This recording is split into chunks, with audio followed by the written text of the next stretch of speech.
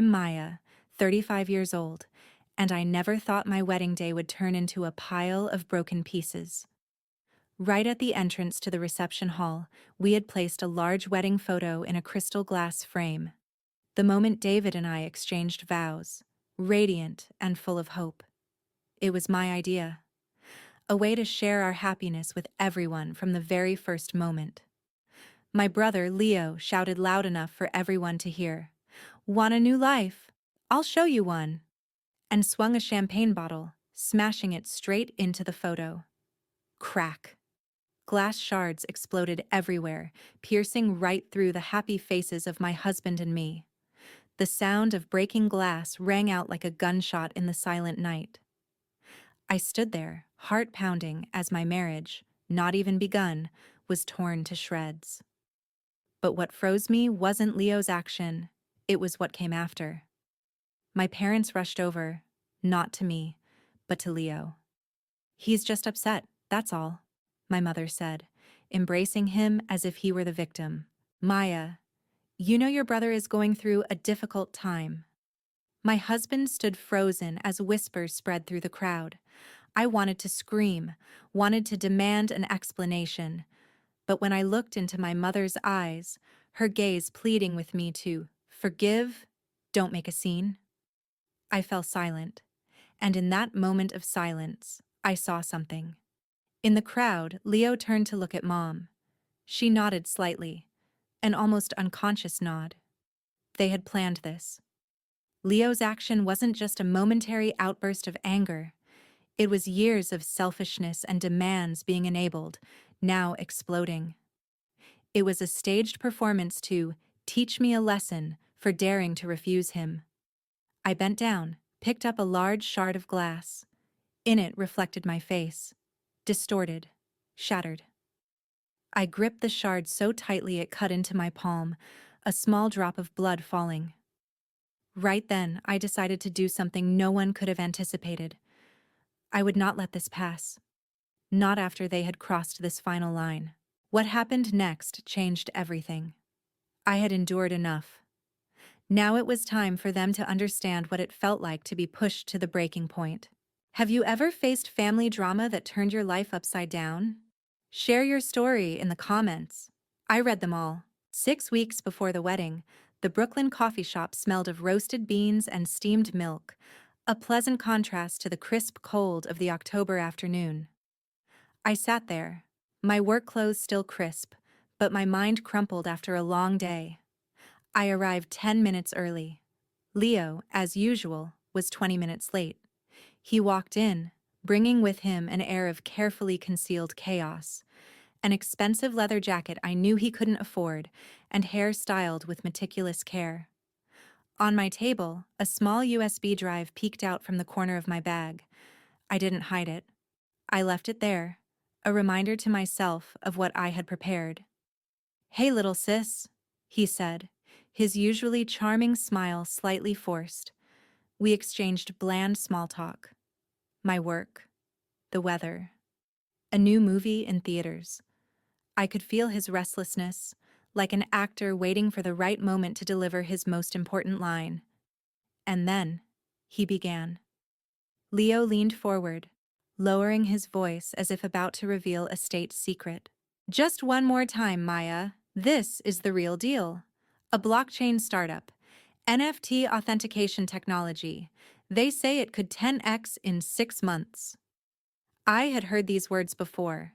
Too many times. 5 years ago, I was sitting in my small rental apartment, laptop screen glowing with an acceptance email from the London School of Economics. Master's degree. My dream contained in those lines. Next to the laptop, a small photo frame, a family picture taken when I was 10. 3 people. Me, Leo, and the old piano Mom promised would be mine if I did well in school. I had excelled. But the piano never came. Instead, it was sold to pay off Leo's first business venture. I was just about to pick up my phone to share the good news when it rang. Mom. Her voice panicked, sobbing. Leo. He was in trouble again, a predatory loan for investing in stocks, and now those people were threatening him. "He's your brother, Maya. We have to help him." I looked at the computer screen, at my London dream. Then I looked at the family photo frame. I sighed, closed the laptop. The dry click of the laptop closing sounded like a door slamming shut on my future. The next day, I was at the bank, signing papers to withdraw all the savings I had worked grueling hours for 3 years to accumulate. I took that family photo frame, put it in a box, stored it in the back of a closet. Didn't want to look at it anymore. 2 years ago, David and I stood before a charming little house in suburban New Jersey, hand in hand, the smell of fresh-cut grass and the scent of paint still lingering. We had found it, our first home. "Can you imagine us hanging our wedding photo right there, honey?" I said, pointing to the living room wall. David smiled, kissed my hair. "A big, beautiful frame, in crystal glass, so everyone can see how happy you are." But then the phone rang. Leo had been fired. Attitude problems again. He needed money for rent, and to tide him over while looking for a new job. "Nee." I looked at David, eyes full of apology. He said nothing, just squeezed my hand tighter. "Just as long as this is the last time, sweetheart," he said, his voice carrying a weariness I couldn't ignore. We had to give up that house. Part of the deposit was transferred to Leo's account. And the dream of a wedding photo in crystal glass vanished too. Until now. I returned to the present, watching Leo spout blockchain terminology, eyes bright with false hope. I saw the USB in my bag. Inside were 3 years of financial data I had quietly saved. Every transfer, every loan, every broken promise.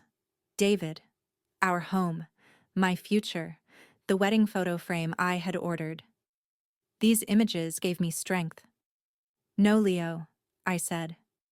My voice was calm, a calmness I had spent years fighting to achieve. "I already told you, I'm getting married. David and I are putting all our savings toward our house. I can't, and I won't do it anymore. It's time for you to stand on your own 2 feet." The smile on Leo's lips froze, then vanished. The excitement in his eyes died out, leaving only a cold, empty stare. "Really? You're choosing him in your new life. I understand." But before turning away, I saw him glance at the USB in my bag. Something flashed in his eyes. Fear? Anger? I wasn't sure. But I knew he had realized. His little sister was no longer an easy mark. He turned and left, leaving me alone with my cold coffee and a deep sense of unease rising within me. His words weren't acceptance. They were a declaration of war. The final weeks before the wedding passed in a strange tension. Leo disappeared completely. No texts, no calls. His silence hung over every preparation, like dark storm clouds. Then my mother started calling. "You should make up with your brother, Maya," she said in one call, her voice full of reproach. "He's sad and depressed. He feels like you're abandoning him. What kind of wedding doesn't have your own brother there?" She never once asked what had happened. In her story, I was always the one at fault. "Mom, I'm not abandoning anyone," I tried to explain. "I'm just starting my own life." "Your own life?" she scoffed. "Family isn't something you can push aside to have your own life." I confided in David while we were writing thank you cards for the early wedding gifts. "I can't believe he's being this silent. It's not like Leo at all." David put down his pen, looked at me. "Honey, are you sure you still want to invite them, after everything that's happened?" I had thought about it, many times, but a part of me, the part that was still the child who once believed in family, held hope. Hope that Leo would come, apologize, and things would be different. I was wrong. The lavish wedding reception now looked utterly desolate. The smell of cheap champagne and wilted roses mixed together, creating the scent of failure. My parents had rushed Leo home, leaving David and me standing amid the wreckage they had helped create. David was furious. We have to call the police, Maya. Right now. We have to sue him for property damage. He was right.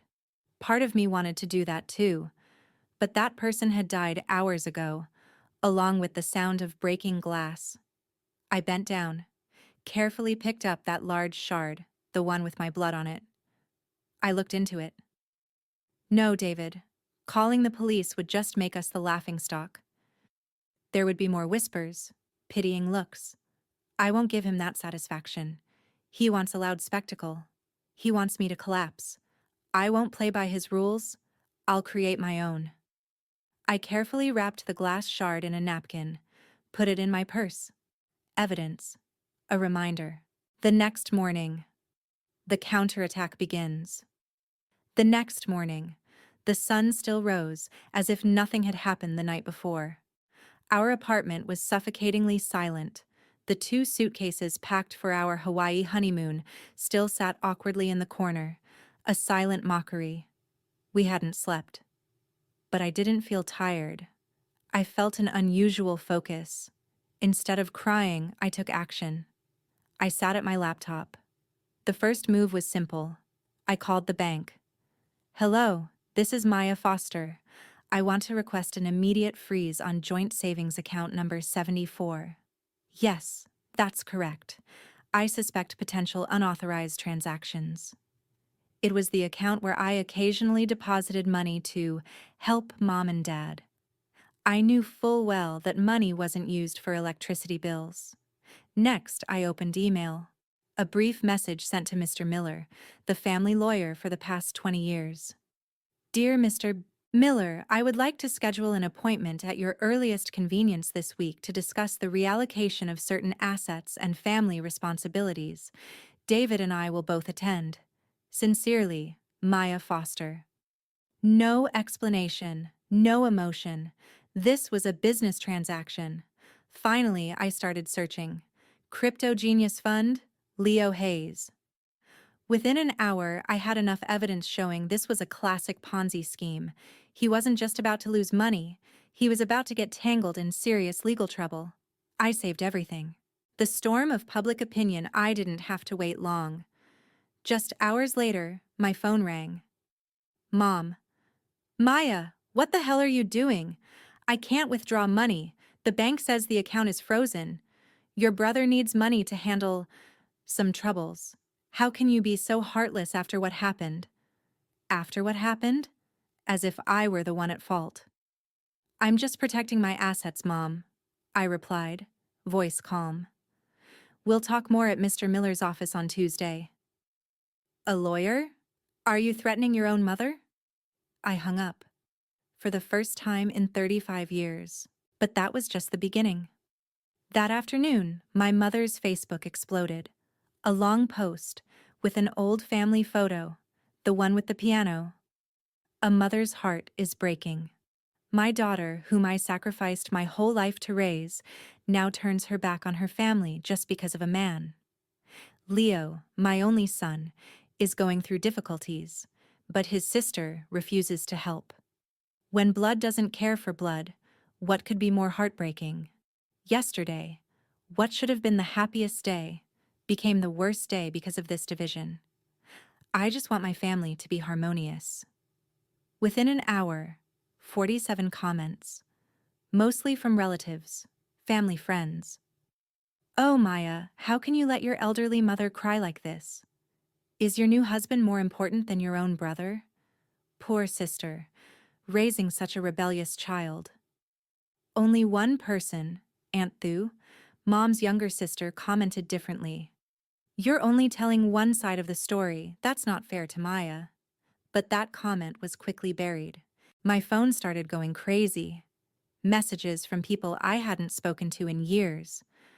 Maya, I'm so disappointed in you. Family comes first, you understand? We were wrong to give you wedding gifts. I read every message, each one like a small knife cut.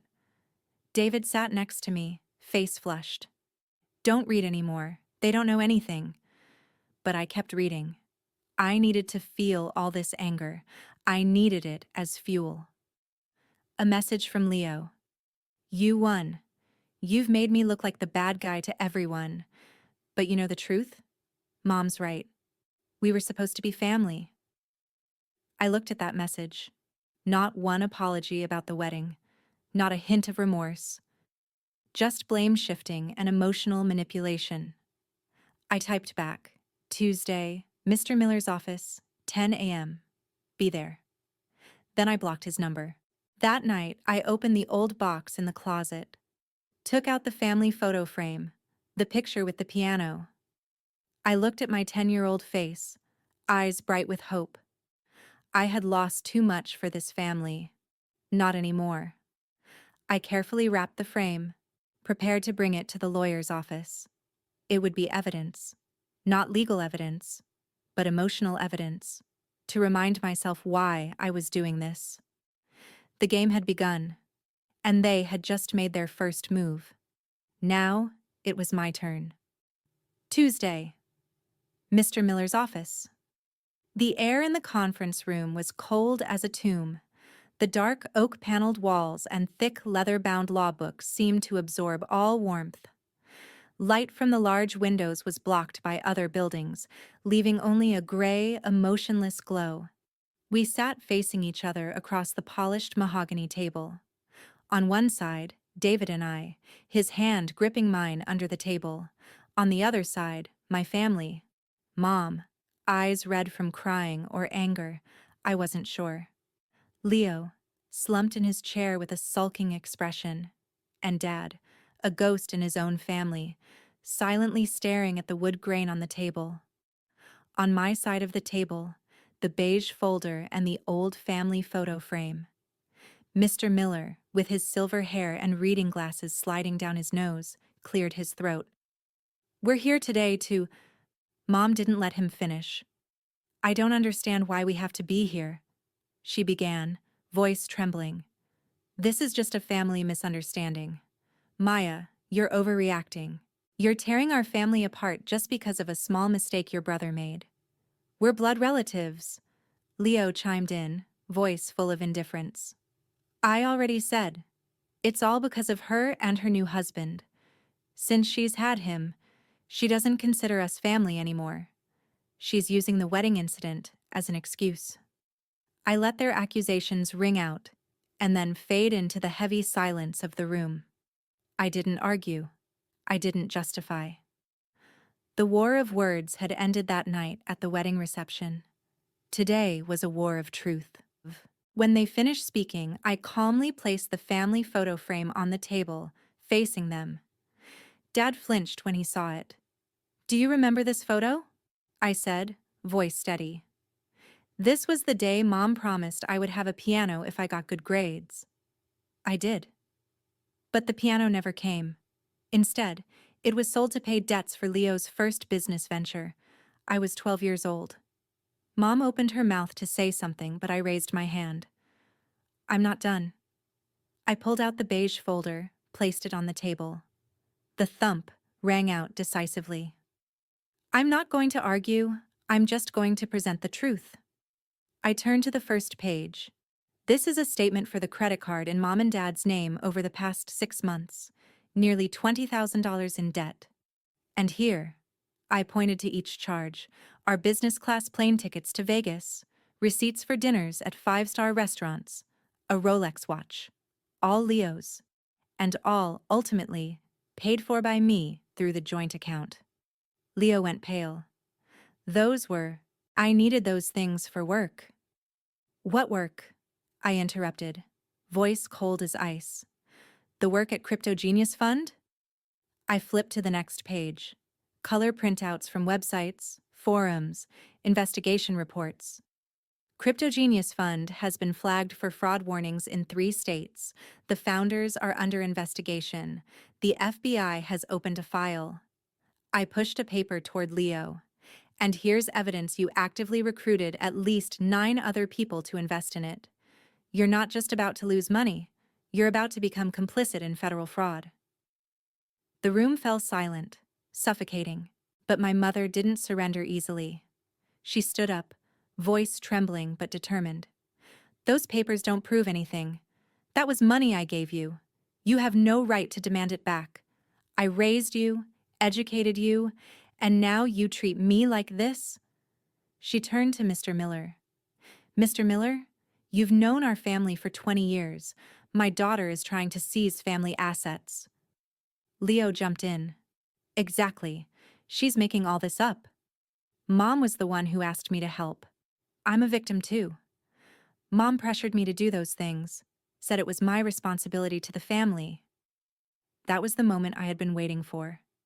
Leo had just thrown Mom under the bus to save himself.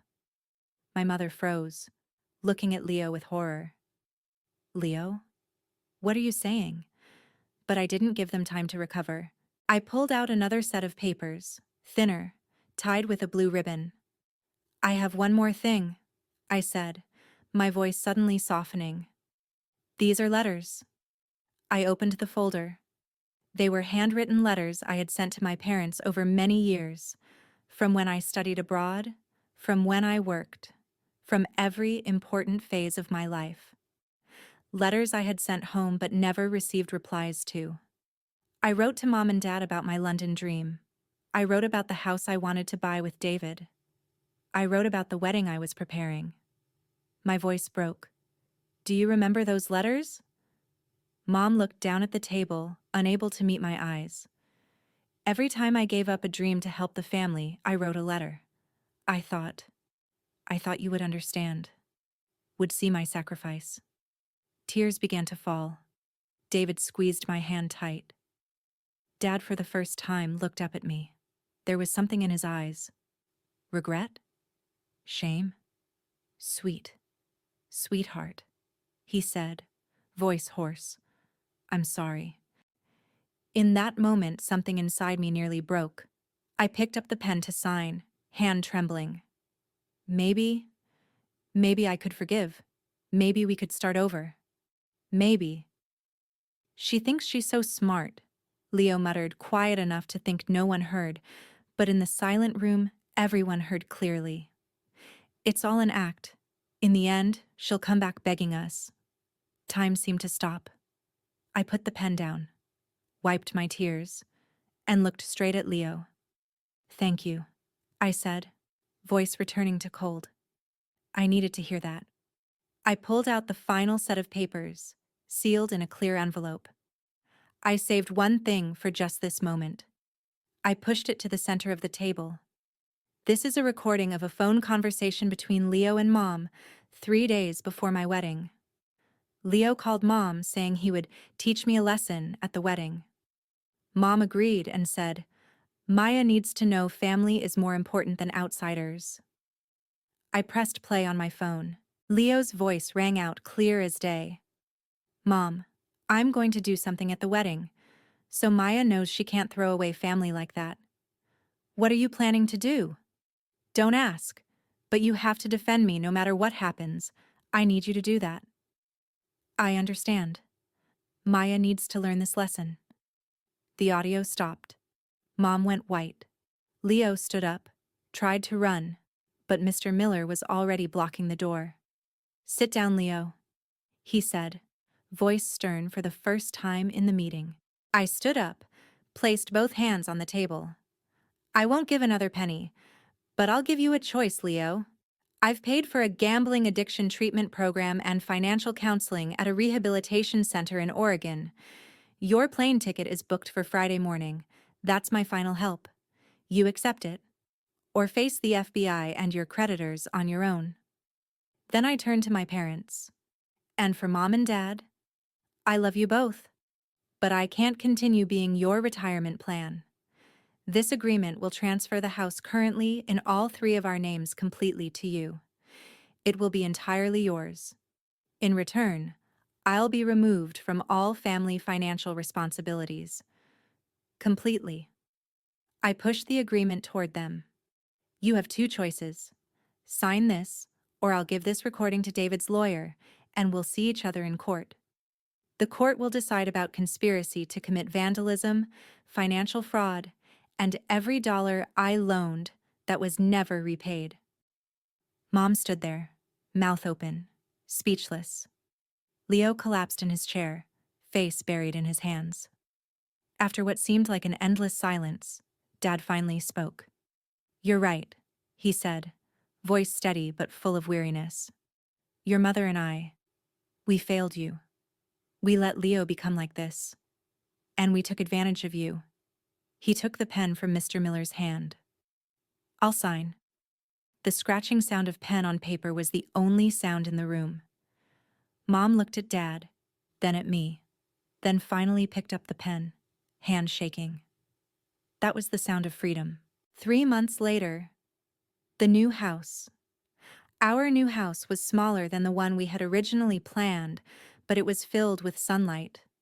Cardboard boxes still sat in some corners, and the smell of fresh paint still lingered.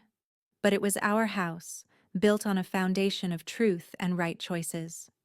I was watering herb plants on the kitchen windowsill when the mailman arrived. Among the bills and junk mail was a postcard. It came from Oregon. The front showed a picture of green pine forests. On the back, just one line in Leo's messy handwriting: "I'm trying." I held the postcard, reading that line over and over. I didn't feel angry, nor did I feel joy or forgiveness welling up. I just felt peace. A quiet acceptance that a chapter of my life had truly closed. I placed the postcard on the windowsill, leaning it against the rosemary plant. "Honey, I finished installing it," David called from the living room. I walked in. He stood before the empty wall where we had planned to hang a large painting, but instead, he had hung something else. A new photo frame. Large, beautiful, made of crystal glass. Inside was a photo we took on the first day we moved into this house. David and me, standing at the front door, smiling. Behind us were cardboard boxes and a future full of promise. Sunlight streaming through the window reflected on the glass surface. Intact. Not a single crack. I thought, "After everything that happened, you deserve this photo," David said, hugging me from behind. "A beautiful frame, in crystal glass, like you once dreamed. But this time, no one can destroy it." I turned around, kissed him. Tears rolled down, but this time they were tears of joy. I walked into the bedroom, opened the bottom drawer. Inside was the broken glass shard from the wedding, the piece I had kept as a reminder. I picked it up, looked at it one last time. Then I walked outside, to the back porch, and threw it in the trash.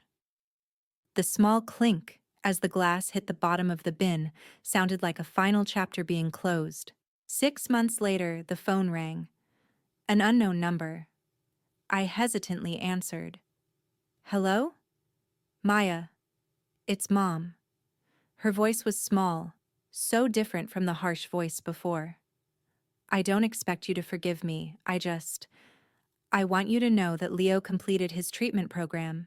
He's living in Portland, working at a small bookstore. He's changed, Maya." I remained silent. "And so have I," she continued. "I've been seeing a counselor. I'm starting to understand what I did to you. I'm not asking you to come back. I just want you to know you were right." I looked out the window where afternoon sunlight poured into the living room, shining on the crystal glass frame. "I know, Mom," I said, voice soft but firm. "And I appreciate you calling. Are you happy?" I looked over at David cooking dinner in the kitchen, whistling a cheerful tune. I looked around our little house, simple, but full of light and love. "Yes, Mom, I'm very happy." After hanging up, I sat down on the sofa, picked up a warm cup of tea. David brought out a plate of cookies, sat beside me. "Your mom?" he asked. I nodded. Maybe. Maybe someday we can rebuild, but not now. Not on the old terms." "You're stronger than I ever imagined," David said, kissing my forehead. I smiled. "You know, there was a time I thought strength meant enduring for family, sacrificing for blood. But now I understand. Real strength is knowing when to say no, knowing when to protect yourself. I put down my tea, looked at the crystal glass frame on the wall. This life is mine. For the first time, it's truly my own. Sometimes love doesn't mean forgiving everything. Sometimes it means knowing when to walk away. I lost a family defined by blood, but I saved myself. And right here, amid the afternoon sunlight and the smell of freshly baked cookies, beside the man who loves me unconditionally, I'm building a new family, a family chosen by love and respect. Not every story has a perfect ending, but every story can have a new beginning. And this is mine.